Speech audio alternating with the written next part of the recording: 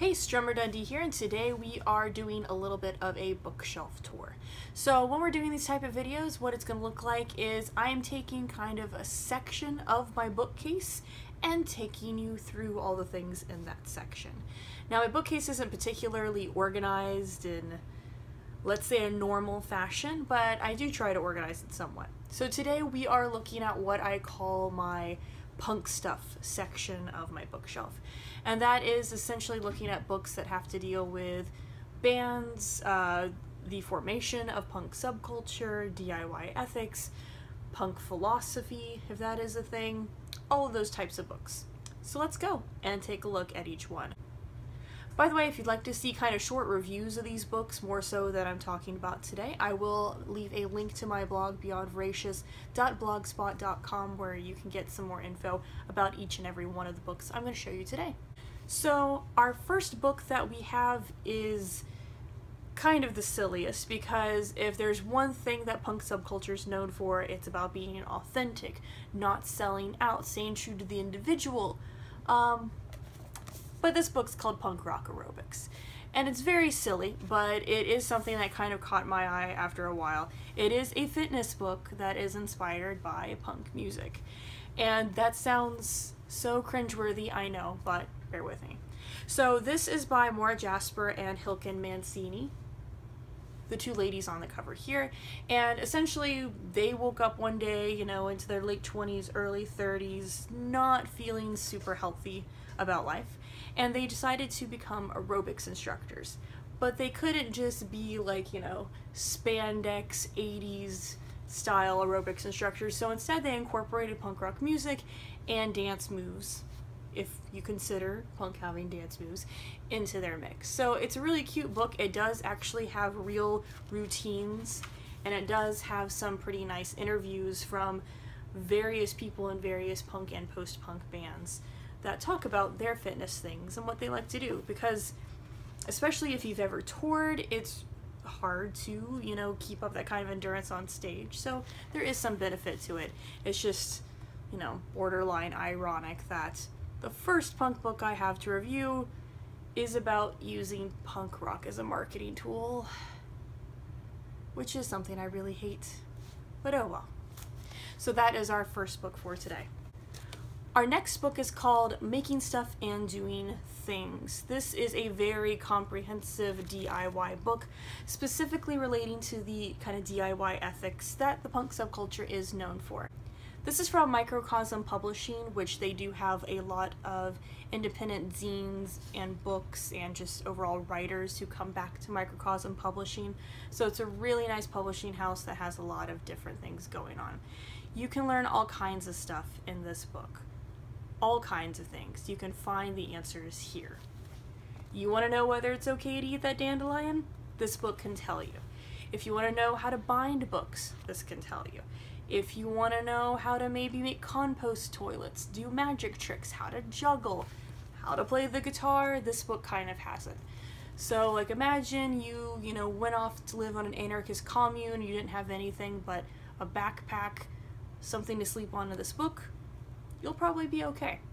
So it's just a book I like because it's always full of just random, very useful information, including how to make your own cat food, in case you need that. So anyway, that was Making Stuff and Doing Things from Microcosm Publishing. The third book I have in this little set is also the smallest book I have. It is called Stolen Sharpie Revolution, and it is pretty much a DIY zine resource. It is made pretty much to look like a perfect bound zine. It has a lot of graphic design involved, and it shows you step by step how to make your own zine. In case you didn't know, a zine is just an independent magazine, so it can be comics, it can be articles, it can be anything the person wants to write. So this has how to make the letters, how to get pictures on there, how to photocopy it, how to bind it. It even has an entire list of zine distros in the back as well, and distros are the people who would distribute your zine. Also, I just really like the back, copy and destroy. It's a nice DIY motto to have. Anyway, that was Stolen Sharpie Revolution. The next set of books I would consider to be the most influential in kind of my becoming aware of punk music and subculture and things like that. Both of these I actually bought at the same time, originally, when I went on a trip to California. And I went on this trip when I was about 14. I went as a 9th grader in my high school chorus, and it was very exciting at the time. This was not an opportunity that happened to get from my little sleepy town in Central Florida to California. And we were going with this package where like all of our stuff was pretty much paid for. Like we would have breakfast at the hotel, and we would have dinner at like some designated restaurant every night. And in between we were sightseeing, performing, learning things from this one college we visited while we were there. But the point was I had like a little preloaded debit card.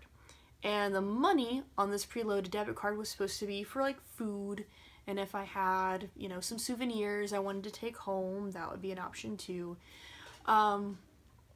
Ultimately, I made some unwise decisions. Because after being supremely jet-lagged, coming from Florida to California, and after being dropped off in a mall with my friends, my other chorus kid friends, we found ourselves a bookstore, and we found ourselves a Borders bookstore, which I had never been in coming from Florida. We don't have that many. I don't think they exist anymore, to be honest. But it was a 2-story Borders bookstore, and I was just so enthused. It was crazy. So I bought both of these books and one other book, and on the second day there, spent all my food money. So I made the decision, age 14, I'm just not gonna eat for the other like 4 days of this trip. I'm good. I don't need any food between breakfast and dinner. I'll be fine. Eventually I did have people who like bought me snacks and stuff, so I wouldn't pass out after singing all day. But I did spend pretty much all my food money on these books. So the first one, I just love it. It's just called Punk, The Definitive Record of a Revolution by Stephen Colgrave. Yep, Stephen Colgrave and Chris Sullivan. This is a nice big coffee table book, very thick with images. I'm not going to flick through the pages too much because some of the images YouTube can't handle, which is probably why I really shouldn't have bought it at age 14 if I were being supervised at all. But it has, as you can see from the back, lots of collages, very, very 70s, starting with British punk. So it's mostly focusing on 1976, 1977, a little bit of 75, and very much focus on the London scene, specifically King's Road, specifically Vivienne Westwood and Malcolm McLaren and the Sex Pistols. And there's just really great articles in between, interviews where they've talked to people. Let me find a safe picture. Yeah, there we go. So that's actually Malcolm McLaren on one side. Very nice, a very well put together collection of just first-hand accounts, photographs, stories, all the things you wanted to know about kind of the origins of punk, at least the British origins of punk. And I'm not going to go into who started it, New York or London. I'm not going to go there, really not. But this is just a great book. Sometimes I just take it down and I reread it, which doesn't take that long because there are so many pictures in it. But it talks about the fashion, it talks about the culture, it goes into where it really started, you know, fashion-wise at least, King's Road, and where the Sex Pistols started, and where it all went from there. So I highly recommend it. Again, this is one of those books that if you want to know more about, see my link description to my blog. Alright, so that is Punk. So good I actually bought it again, because I lost it at some point in time, in between moves and getting into college and stuff, so I had to re-buy it from Amazon, but it was still worth it. The next one in this section, the second book of like the 3 books I got in that California bookstore that changed me, Turning Points in Rock and Roll. This is a very well-loved book. Definitely not as many pictures as the kind of punk coffee table book, but this starts, you know, the very beginnings of what most people would consider rock music, starting with blues, rhythm and blues, starting with that peak going into like Elvis, going into Buddy Holly, and then going all the way through. And then it starts to end around Nirvana, and kind of the nu metal scene is where it ends. But it's just such an enjoyable read. It breaks it up into different sections of what these turning points are by chapters. So one of the chapters, chapter 12, is 1965, Bob Dylan Goes Electric, which was this big movement when you had folk music stopped being kind of cutesy and acoustic, and it was still about social change, but it did go electric, which kind of helped bridge the gap more between that and rock music.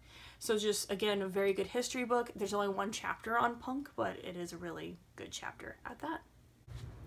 This last section is kind of all about punk philosophy books, in a way, if I may say so. They're all by the same guy. His name is Tom Hodgkinson, and he is a British writer, and he formed the Idler magazine. So originally, this was the first book I got from Tom Hodgkinson. And the reason I started with this one, even though it's the second book in the series technically, is because of a coffee cup. I saw a coffee cup on Tumblr, and it had a whole bunch of mottos written on it. And someone had tagged it as like pseudo-anarchist philosophy that I'm drinking my tea out of. But I thought it was pretty interesting. I liked the mottos, I liked the ideas that it had. And that led me to this book. And this book is essentially calling people away from consumerism. It's calling people away from the ideas of the Industrial Revolution. The idea that you don't need to work a standard job in order to feel happy, you don't need to have certain things in order to feel happy. It's not Zen Buddhist in any way, but it is very much following with a lot of punk ideologies, especially since I'm pretty sure Tom Hodgkinson was in a punk band for a short amount of time around his college years. So this book is organized around kind of those maxims and things like that. So if you take a look, table of contents here has a lot of those. So it says things like banish anxiety, be carefree, break the bonds of boredom, you should not be allowed to be bored ever. Or cast off your watch, stop competing, escape debt, forget government, in praise of melancholy. Submit no more to the machine, use your hands.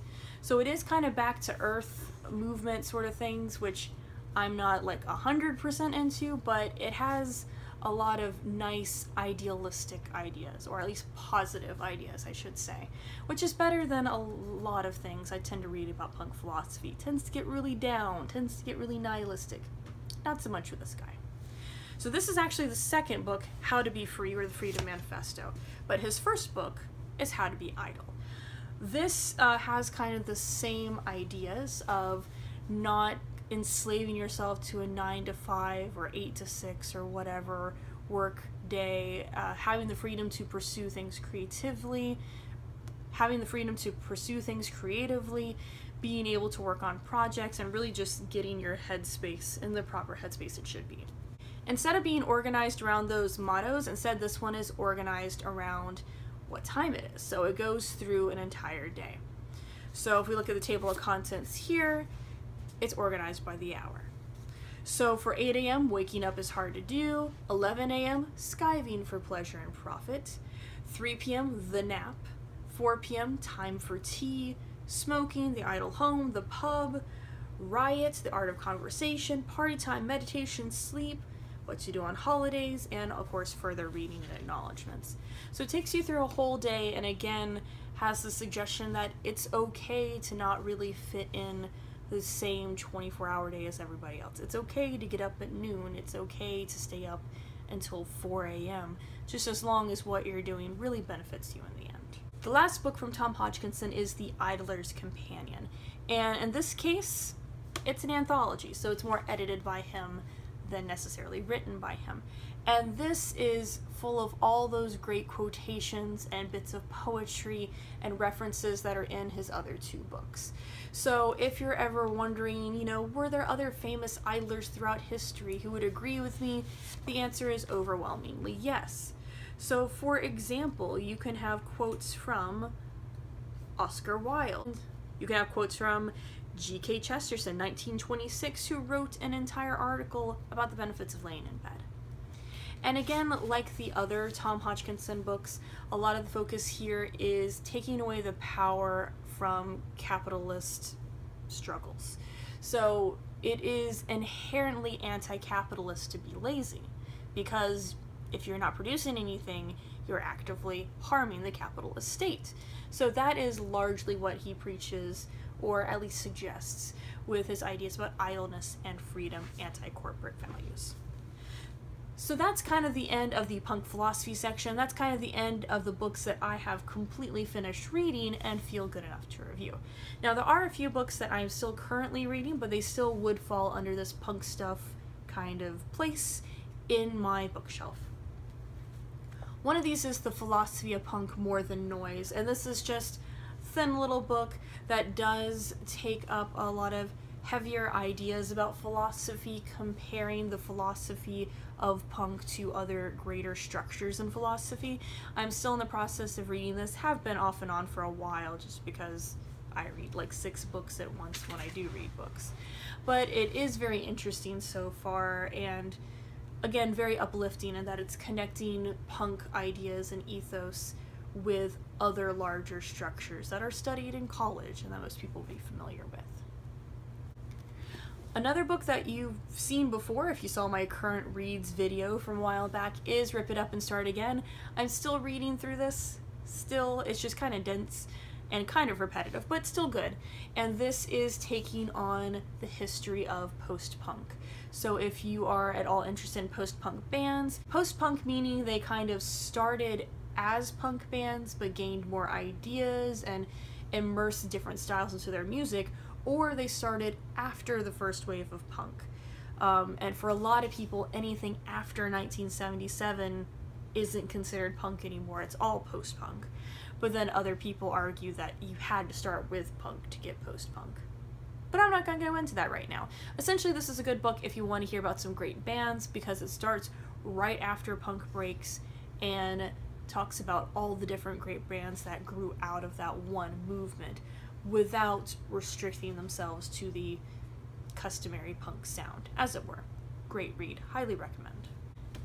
And this is the last book I wanted to just share. Again, I have not looked all the way through it, but this is Punk Press. Again, a big coffee table book full of rich graphic designs. So here's a Sex Pistols poster from way back in the day, featuring the Jam and a couple other places. Oh, sorry, that's actually a zine. Yep. So this is the cover of a zine with the Sex Pistols on it. So it's a lot of big, bold graphic design, usually from, again, that 76, 77 era, but a couple of these things go into the 80s as well. Yep. It says Rebel Rock in the Underground Press, 1968 through 1980. So it looks like 1980 is when it stops. But again, just another nice coffee table style of book for those who would like some more punk art in their household.